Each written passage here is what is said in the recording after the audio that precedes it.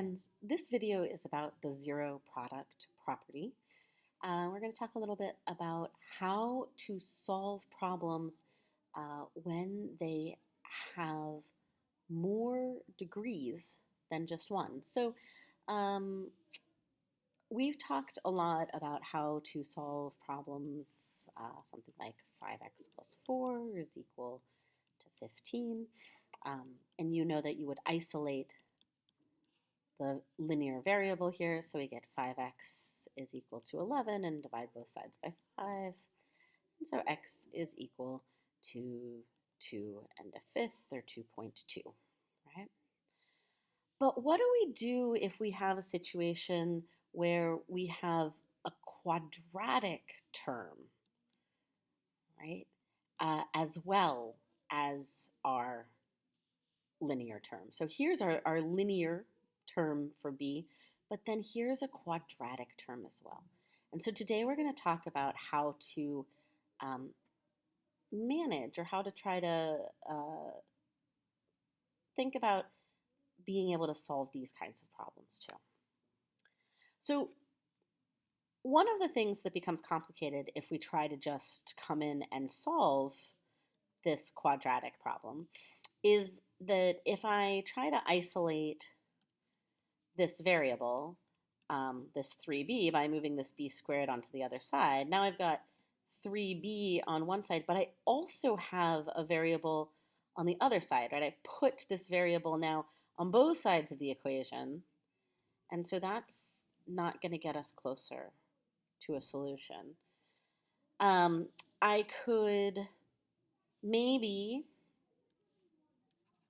so that's not going to work. I could maybe, I don't know, maybe I want to divide it by b. Maybe I want to find some way to like divide by b.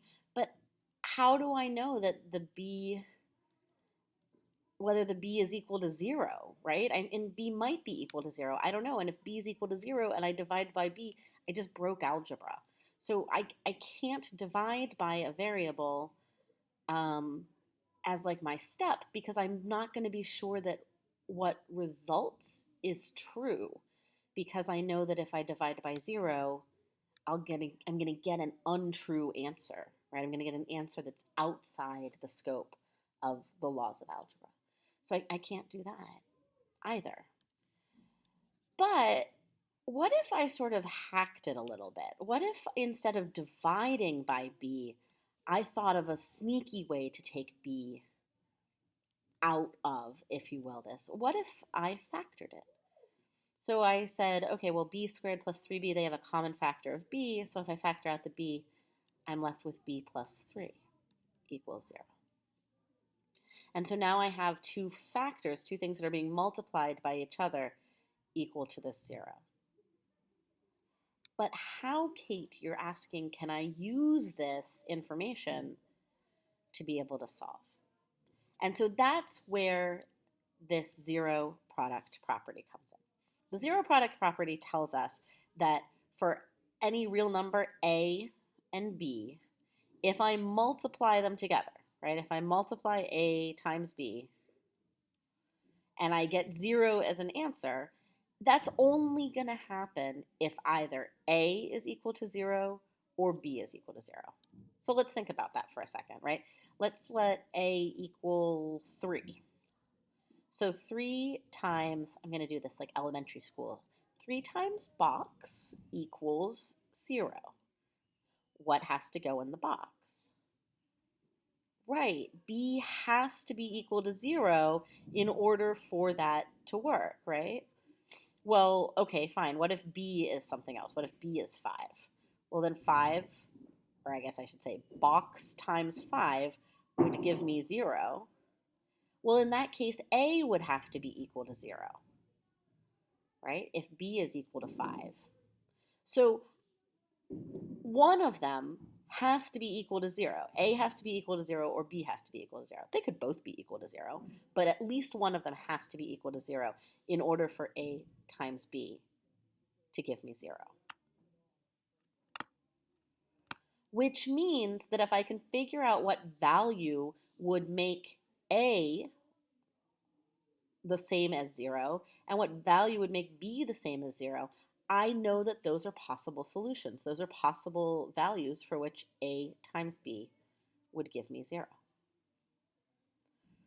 This works for any number of factors, and we're going to take a look at um, how that ends up looking out. So I'm going to take a look at this factor. So if I look down here, a is my first term, right? This is my a. And b is this second term, right?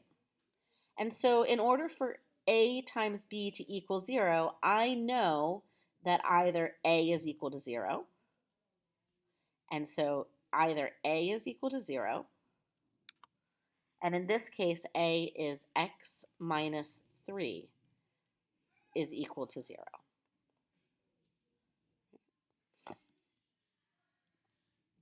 So if we have this case, the a is equal to 0 case, then x minus 3 is equal to 0. And now I can just solve for x. So I just add 3 on both sides.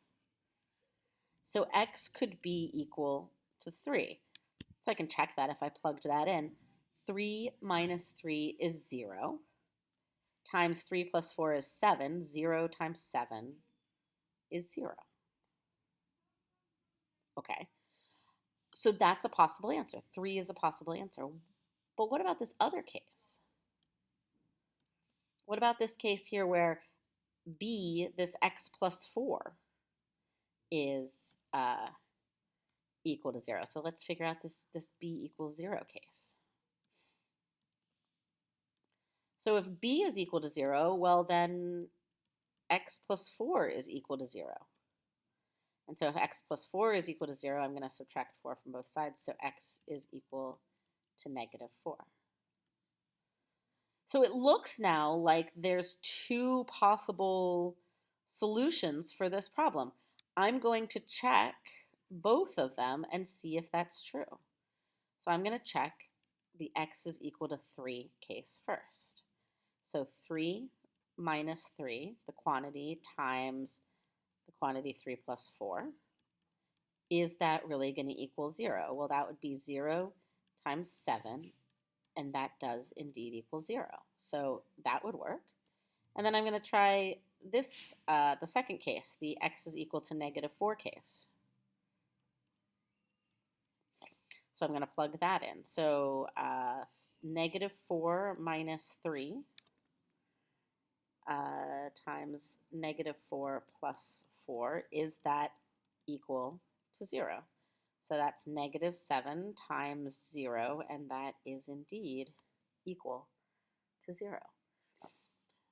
So what that means is I have two possible solutions for this quadratic equation.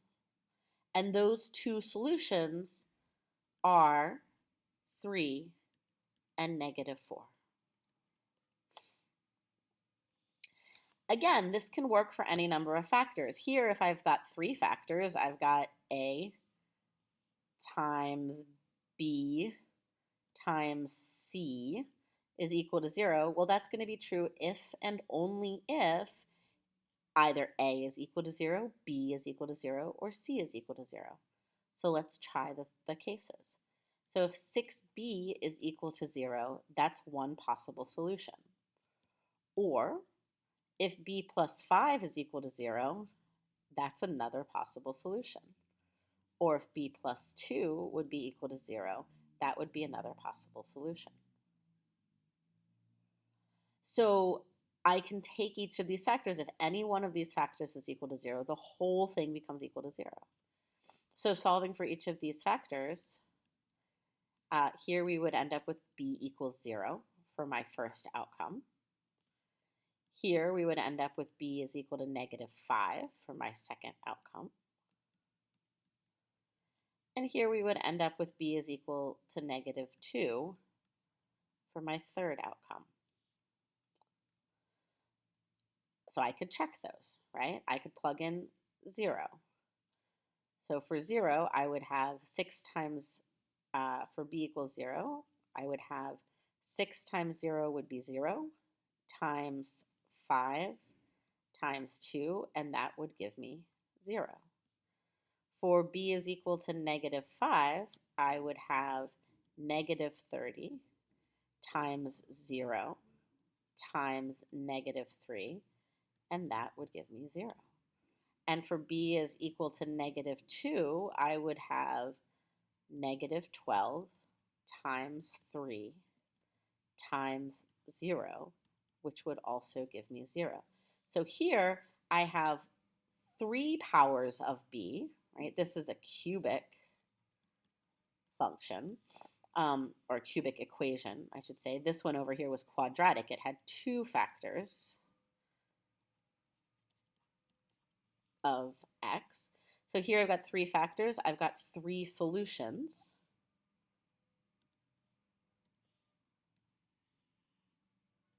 That are possible.